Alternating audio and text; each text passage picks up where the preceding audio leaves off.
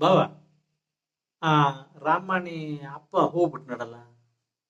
ಅವ್ರದ್ದು ಎಂತರಿಂದ ಒಂದು 10 ಎಕರೆ ಅಡಿಕೆ ತೋಟ ಇತ್ತಲ್ಲ, ಚಲೋ ದುಡ್ಡು ಮಾಡಿಟ್ಟಿದ್ದೀರ ಅದ ರಾಮಣ್ಣಿ ಚಾನ್ಸ್. ಹ್ಮ್ ಹಾ, ಚಲೋ ಮಾಡಿಟ್ಟಿದ್ನ.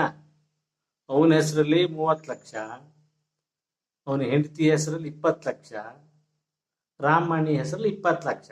30, 20, 50, 20, 70 ಲಕ್ಷ ರೂಪಾಯಿ ಮಾಡಿಟ್ಟಿದ್ದ ಸಾಲವ.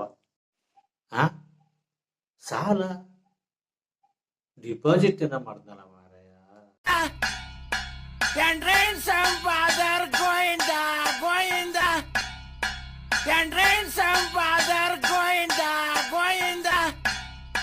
Candrain some father goinda, goinda. Candrain some father goinda, goinda.